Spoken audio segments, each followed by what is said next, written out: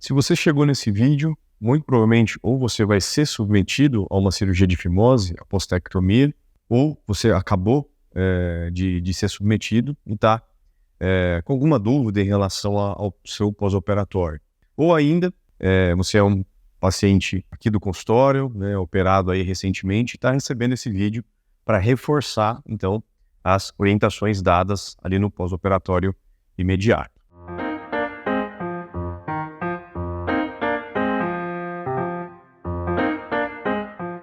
Meu nome é Bruno Vedovato, sou médico, urologista, e antes da gente seguir adiante e explicar como eu oriento meus pacientes no pós-operatório de postectomia, né, de cirurgia de fimose, é preciso deixar claro que podem haver divergências de como eu conduzo meus casos em relação a outros colegas, tá? E isso é perfeitamente natural, cada um aprendeu de uma maneira, entende a evolução do pós-operatório, a condução do seu pós-operatório de uma forma, né? Então, isso a gente leva em consideração uma série de fatores. Então, se a orientação que eu estou expondo aqui no vídeo divergir, for diferente do que o seu urologista te passou, siga o que ele te passou, porque ele conhece o seu caso, ele, melhor do que ninguém, sabe o melhor a ser feito. Se você tiver alguma dúvida em relação ao seu caso, isso aqui é mais para dar apenas um norte, tá? E isso para mudar o que vem sendo feito, né? Mudar alguma orientação que foi dada pelo seu médico, você deve antes discutir com ele. Então, vamos lá, a orientação do vídeo. Então, acabei de operar um paciente de fimose, seja ele adulto ou criança. Eu vou colocar as diferenças se for um menino, né, em relação ao adulto, o que eu mudo ali na orientação. Então, nos meus casos, eu deixo um curativo, tá? O paciente ele sai com um curativo envolvendo o pênis, tá? A cabeça, ela fica ali para fora, a região do meato uretral, ou seja, da região que a gente, né, o buraquinho ali para urinar, ele fica livre, né? Ele fica exposto para o paciente poder urinar. Então, no paciente adulto, geralmente a gente deixa esse pênis fixado para cima, né, de forma a tentar diminuir o inchaço, que já é natural da cirurgia, então para diminuir um pouco isso, tá? Na criança, no menino, geralmente isso não é possível, tá? Esse curativo, então, eu oriento que permaneça 48 a 72 horas, ele é feito em ambiente estéril ao final do procedimento, tá? Então, a gente orienta que ele fique por 2 a 3 dias, e aí em casa mesmo o paciente vai retirar. Durante esses 2, 3 dias, no menino, o que a gente orienta? Geralmente a gente pede para a mãe dar banho no filho de forma meio setorizada, usando um chuveirinho para evitar que o curativo se molhe, tá? Ou, eventualmente, às vezes um menino um pouco maior, segurar ali um copinho, alguma coisa assim que vai isolar a região peniana de forma a não molhar o curativo, para que ele não saia precocemente, tá? Se porventura, na movimentação ou até mesmo no banho, ele acabar molhando e soltando, ou seja, de alguma maneira esse curativo se perder antes desses 2 dias, não há problema nenhum, é só seguir as orientações que eu vou dar a seguir, tá? No adulto, mesma coisa. Quando for para fazer a retirada do curativo, a gente orienta que esse curativo seja embebido em água mesmo, pode deixar cair bastante água, ou molhar, ou um menino aí, um garoto aí mais jovem, pode até, numa banheira, ele sentar na banheira para umedecer bem, porque isso vai ajudar a descolar e ele sair por completo, tá? Uma vez retirado o curativo, qual que é a minha orientação? É fundamental a higiene, então é preciso que se veja a circunferência de pontos, né? Então o paciente ele sai com uma circunferência de pontos ali, são pontos que a gente diz ser absorvíveis, então não precisam ser retirados. Então ele sai com uma fileira ao redor do pênis de pontos que precisa ser vista, então lavada, né? Então não precisa passar bucha, nada, é mais uma lavagem normal do banho. Então deixa cair água, passa o sabonete. É natural, principalmente no menino, ele vai estranhar.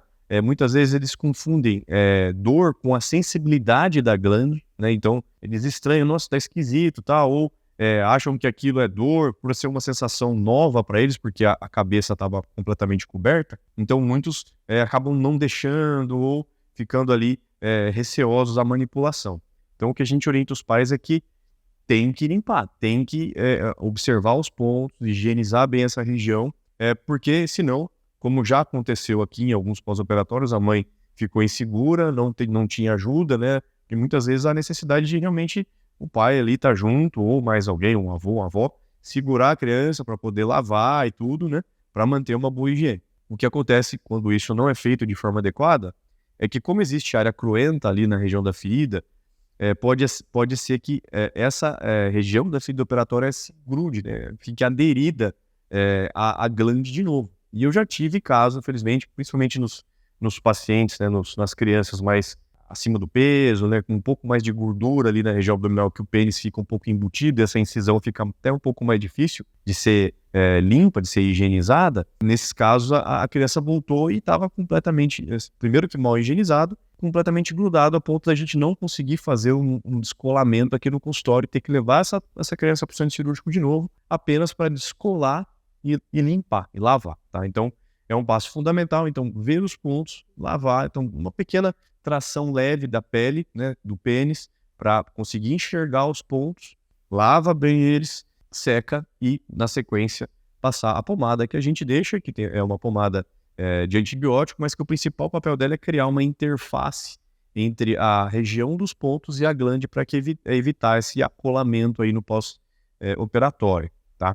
Então, isso deve ser feito tanto na criança, no menino, quanto no adulto. No adulto, geralmente, isso é mais tranquilo, mais fácil, tá? Então, isso idealmente deve ser feito 2 vezes ao dia e geralmente mantido aí por pelo menos 5 a 7 dias, tá bom? Eu explico para as mães também que ficam bem assustadas. A primeira semana é a que vai mais dar trabalho, né? O menino vai ter uma adaptação ali, porque agora a glande está exposta, então deixar com roupas mais leves, né? Uma bermuda né, mais leve, ou até sem cueca mesmo, porque qualquer coisa que ficar ali vai ficar raspando na glande e isso tende a incomodar ainda mais, tá? Então, fazer dessa forma, principalmente na primeira semana, geralmente nos primeiros 5, 7 dias, já nos meninos, né, a adaptação ela é bem tranquila e depois a vida segue normalmente, tá? Não muda nada para urinar, tá? Não muda nada na alimentação e nem na hidratação. Normalmente a gente deixa com a receita, então a receita vai incluir essa pomada que eu falei e um analgésico e um anti-inflamatório, tá? São suficientes para serem tomados aí por ao redor de 5 dias, tá? Então, nesses primeiros 5 dias, além desse trabalho maior nos meninos, a gente fala que tem um inchaço importante, pode acontecer de ficar roxeada a pele em volta da incisão, tá? A gente chama isso de equimose.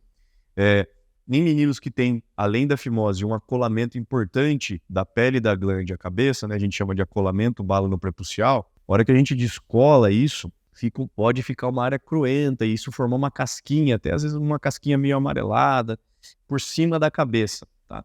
Isso também é natural, não é pus, nada, isso faz parte da evolução pós-operatória, né? E isso vai, ao longo dos dias, vai perdendo aderência ali à pele, porque a pele de baixo já está se formando, e aí aquilo vai voltar ao normal, tá? Então, eu já alinho a expectativa com a mãe, principalmente a mãe, né, mais ansiosa, por também aquilo tudo ser novo para ela, que no começo fica bem feio, inchado, e que eu tranquilizo que aquilo vai melhorar e aquilo vai ficar com um bom aspecto depois de 15, 30 dias, tá?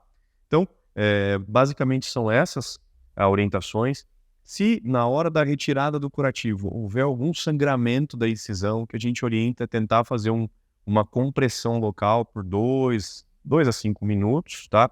Sei que isso muitas vezes no menino é difícil, né? Ele deixar fazer isso, mas é uma orientação que na grande maioria dos casos resolve, tá? Porque geralmente são pequenos vasinhos da borda da incisão, tá?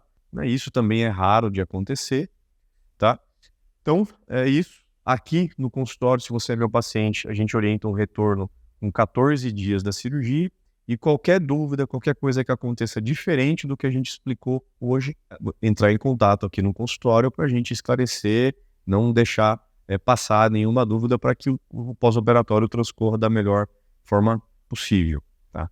E outra dúvida importante que eu acabei não falando aqui já, reforçar. Aí vou para a escola, não vou? Então, o que eu oriento é o seguinte: nos primeiros 3 a 5 dias, é prudente deixar esse menino em casa, tá? Mas ali sob supervisão dos pais, tudo mais, a gente sabe que a hora que ele deixar de sentir algum incômodo, ele vai voltar a brincar, vai voltar a fazer o que ele está acostumado a fazer, mas em casa o ambiente é mais controlado, tá?